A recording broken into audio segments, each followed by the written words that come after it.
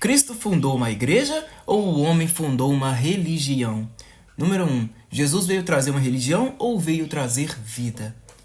E a vida se manifestou, e nós a temos visto, e dela damos testemunho, e vô-la anunciamos a vida eterna, a qual estava com o Pai e nos foi manifestada. 1 João 1:2. E o testemunho é este, que Deus nos deu a vida eterna, e esta vida está em seu Filho. 1 João 5:11. Número 2. Para o discípulo, apenas Jesus é exemplo, ou homens, doutrinas e religiões são indispensáveis? Se vós permanecerdes na minha palavra, sois verdadeiramente meus discípulos. João 8:31. Quando, pois, alguém diz, eu sou de Paulo, e outro, eu de Apolo, não é evidente que andais segundo os homens? Pois quem é Apolo? E quem é Paulo? Servos por meio de quem crestes, e isso conforme o Senhor concedeu a cada um. 1 Coríntios 3, 4 e 5. Simão Pedro respondeu, Senhor, para quem iremos? Tu tens as palavras da vida eterna. João 6:68. E em vão me adoram, ensinando doutrinas que são preceitos de homens. Mateus 15:9. Número 3. O caminho, a verdade e a vida seria uma denominação, uma organização religiosa ou uma empresa especializada? Respondeu-lhe Jesus, eu sou o caminho e a verdade e a vida. Ninguém vem ao Pai senão por mim. João 14:6. Número 4. Se Jesus é o caminho, por que buscar atalhos e instituições humanas?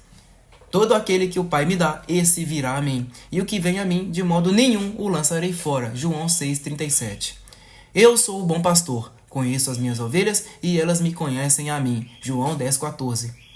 As minhas ovelhas ouvem a minha voz, eu as conheço, e elas me seguem. Eu lhes dou a vida eterna, jamais perecerão, e ninguém as arrebatará da minha mão. João 10:27 e 28. Número 5. Se a palavra está nas Escrituras, por que buscar líderes religiosos como mediadores? Se vós permanecerdes na minha palavra, sois verdadeiramente meus discípulos. João 8:31. Porque todos me conhecerão, desde o menor até o maior deles. Hebreus 8:11. Serão todos ensinados por Deus. Todo aquele que da parte do Pai tem ouvido e aprendido, esse vem a mim. João 6:45. Quanto a vós outros, a unção que dele recebestes permanece em vós, e não tendes necessidade de que alguém vos ensine. 1 João 2:27. Número 6. Quando Cristo estabeleceu que a relação com o Criador passa por uma instituição, Jesus, porém, disse, não o proibais, porque ninguém há que faça milagre em meu nome, e logo a seguir possa falar mal de mim. Marcos 9:39. Tu, porém, quando orares, entra no teu quarto e, fechada a porta, orarás a teu pai. Mateus 6:6. Nem altura, nem profundidade, nem qualquer outra criatura poderá separar-nos do amor de Deus. Romanos 8:39.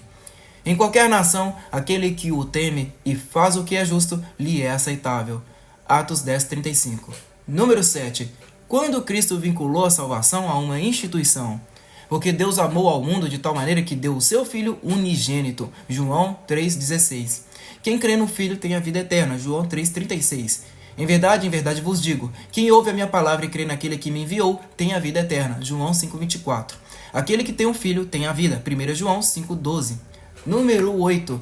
Quando Cristo disse que para ser discípulo era necessário ser membro de uma denominação, nisto conhecerão todos que sois meus discípulos, se tiverdes amor uns aos outros. João 13:35. Número 9. Se o cristianismo é amor ao próximo, por que fundar instituições complexas para ensinar isso? Porque tive fome e não me deste de comer, tive sede e não me deste de beber. Mateus 25:42. Nós sabemos que já passamos da morte para a vida, porque amamos os irmãos. 1 João 3:14. Amados, amemo-nos uns aos outros, porque o amor procede de Deus. 1 João 4:7 e 8. Número 10. Se denominação fosse essencial, por que os profetas estavam fora delas? Ai de vós, escribas e fariseus hipócritas. Mateus 23. Naqueles dias apareceu João Batista, pregando no deserto da Judéia. Mateus 3:1. Veio a palavra do Senhor a Jonas, filho de Amitai, dizendo, Jonas 1:1. Havendo Deus, outrora, falado muitas vezes e de muitas maneiras aos pais pelos profetas. Hebreus 1:1. Número 11. Quantos templos Jesus construiu? Qual denominação fundou? porque surgirão falsos cristos e falsos profetas, operando grandes sinais e prodígios para enganar, se possível, os próprios eleitos. Mateus 24, 24. Ministros do santuário do verdadeiro tabernáculo que o Senhor erigiu, não o homem. Hebreus 8, 2. Edificado sobre o fundamento dos apóstolos e profetas, sendo ele mesmo Cristo Jesus a pedra angular. Efésios 2, 20. Número 12.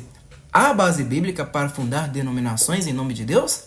Ai deles, porque prosseguiram pelo caminho de Caim, movidos de ganância. Judas 1, do 11 ao 19. Também, movidos por avareza, farão comércio de vós, com palavras fictícias. 2 Pedro 2, 3. Sabeis que os governadores dos povos os dominam, e que os grandes exercem autoridade sobre eles. Mateus 20, 25.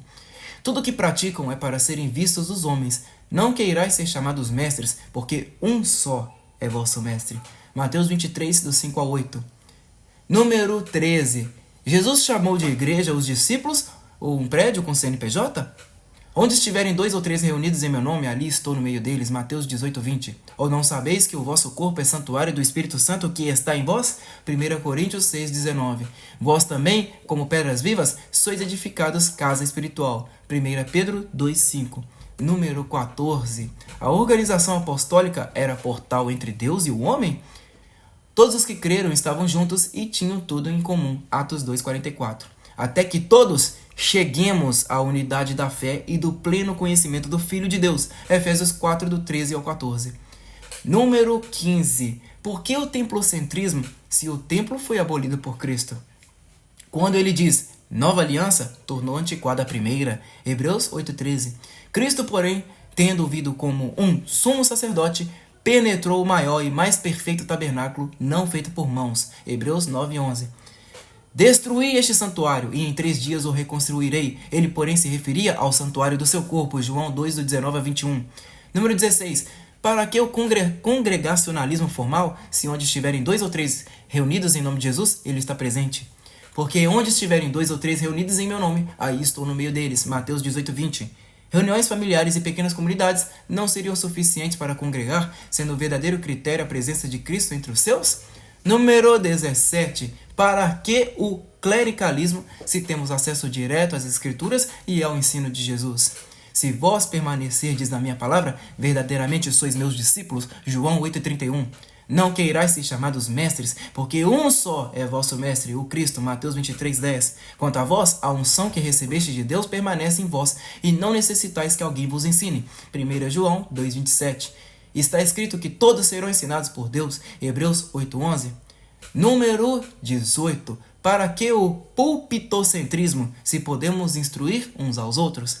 Quem quiser tornar-se grande entre vós, será esse o que vos sirva. Mateus 20, 26. Não queirais ser chamados mestres, porque um só é vosso mestre. Mateus 23, 10. A instrução mútua na simplicidade da convivência e no amor não seria o modelo mais fiel ao ensino de Jesus? Número 19. Para que o denominacionismo, placas e CNPJs para anunciar o Evangelho? Anunciai entre as nações a sua glória, entre todos os povos as suas maravilhas. Salmo 96, 3. A boa notícia do Evangelho deve ser anunciada por todos, sem fronteiras institucionais, rótulos ou burocracias. Reflexão final: a análise bíblica das Escrituras mostra que Jesus não fundou organizações humanas nem sistemas religiosos complexos, mas uma comunidade viva formada por pessoas que o seguem e amam, diretamente ligadas a Ele e à Palavra. Se Cristo é o caminho, a verdade e a vida, por que complicar o acesso a Ele com estruturas humanas que dividem e confundem?